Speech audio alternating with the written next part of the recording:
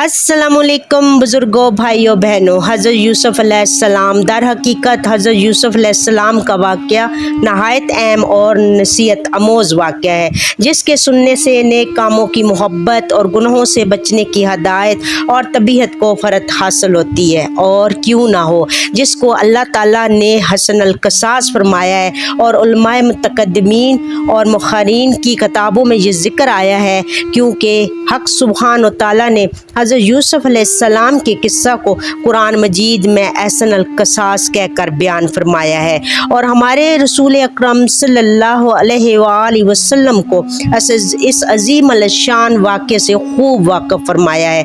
जैसा कि अरशाद बारी ताला है, हम आपसे बेहतर किस्सों में एक किस्सा बयान करते हैं, इस वास्ते के भेजा हमने तेरी तरफ कुरान और तू था पहले इससे बेखबरों में से।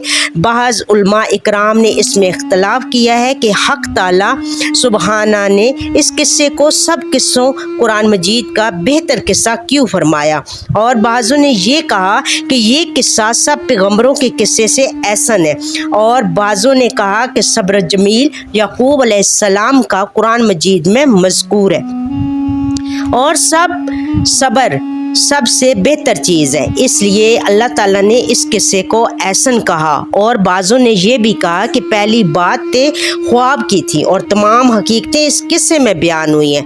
खैर, जो कुछ भी हो, बहरहाल ये किस्सा अजीब व गरीब और नहायत मौसर है। इसके पढ़ने से हर इंसान नेक बन सकता है और दुनिया की तमाम बुराइयों से महफूज रह सकता है।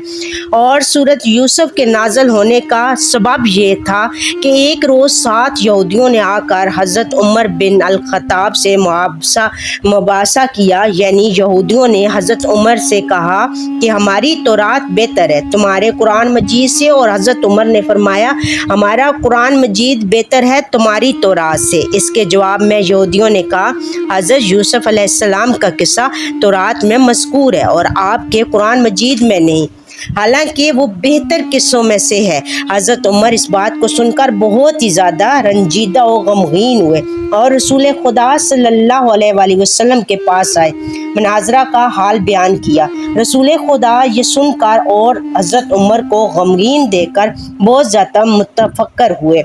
इतने में हज़रत जब्राइल अमीन तशरीफ़ लाए बाइल्मे रब्बिल आलमीन और पूरा किस्सा हज़रत यूसुफ़ अलैहिस्सलाम का बयान फरमाया। और किस्से का शुरू ये था कि हज़रत याकूब अलैहिस्सलाम बहुत मुद्दत के शहर कन्नान में तशरीफ़ लाए और फिर यही मुकीम हुई, और बीबी रहील यानी वालदा मोहतरमा हज़रत यूसुफ़ अलैहिस्सलाम की उम्र सिर्फ 5 बरस की थी और अपने 11 भाइयों में सबसे ज़्यादा हसीन और जमील थे, और हज़रत याकूब अलैहिस्सलाम उनको सबसे ज़्यादा प्यार करते थे।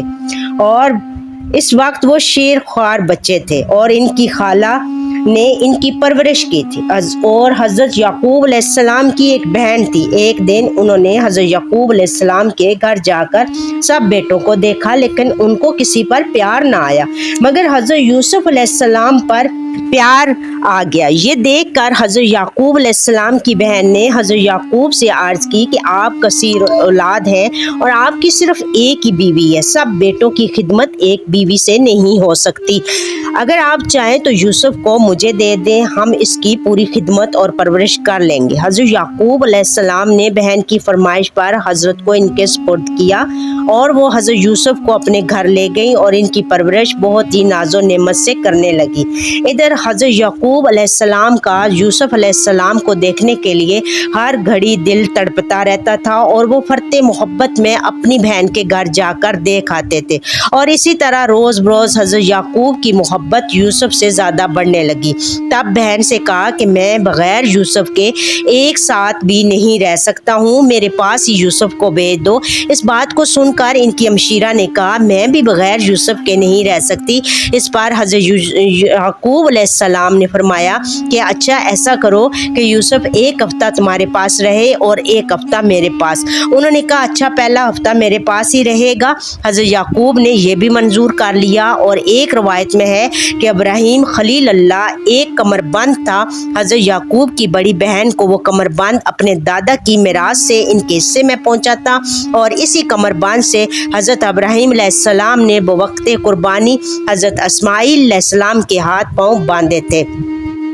جب حضرت یوسف علیہ السلام اپنی پھوپھی کے گھر میں 7 دن رہے، اس کے بعد حضرت یعقوب نے ان کو طلب کیا، تب ان کی بہن نے حیلہ سازی کی تاکہ یوسف کو ان کے باپ نہ لے جا سکے۔ وہی کمر باندھ حضرت یوسف کی کمر میں چھپا کر کپڑے کے تلے باندھ دیا تھا کہ یوسف کو کسی بہانے سے چور بنا کر پھر اپنے گھر لے آؤں۔ اور اس وقت کی شریعت علمیہ میں یہ قانون تھا کہ جو کوئی کسی کی چیز چراتا اور وہ پکڑا جاتا تو وہ شخص صاحب مال کا غلام ہو جاتا۔ پس بعد 7 دن حضرت یعقوب علیہ السلام نے حضرت یوسف علیہ السلام کو منگوایا۔ پھر ان کی بہن نے حیلہ کر کے یعقوب علیہ السلام سے آ کر کہا کہ میرے باپ کا کمر بند گم ہو گیا ہے، اور یہ مجھے یقین ہے کہ یوسف کے امراء جو لوگ تھے انہوں نے چرایا ہے، لہٰذا آپ سب کو حاضر کیا جائے۔ ہر ایک سے جھوٹ موٹ پوچھ کر حضرت یوسف کے پاس جا کر ان کی کمر سے کمر بند جھٹ کھول ڈالا اور کہا کہ یوسف میرے پاس مجرم ہوا اور اب وہ 10 برس میرے پاس رہے گا اور جاری خدمت کرے گا۔ یہ حال دیکھ کر حضرت یعقوب علیہ السلام نے خجالت کی وجہ سے اپنی بہن کو یوسف کے لے جانے کی اجازت دے دی۔ بعد 2 برس کے ان کی خوار نے وفات کی۔ پھر بعد وفات اپنی بہن سے یوسف کو اپنے گھر واپس لے آئے، اور سب فرزندوں سے زیادہ حضرت یوسف کو عزیز رکھتے تھے۔ ایک دن حضرت یوسف نے اپنے والد سے بیان کیا کہ میں نے شب گزشتہ کو خواب میں دیکھا ہے کہ آفتاب اور مہتاب اور 11 ستاروں نے آسمان سے آ کر مجھے سجدہ کیا، جیسا کہ اللہ تعالیٰ نے فرمایا۔ جس وقت کہا یوسف نے اپنے باپ سے اے میرے ابا جان، میں نے خواب دیکھا، شب کو 11 ستارے اور سورج اور چاند نے مجھے سجدہ کیا۔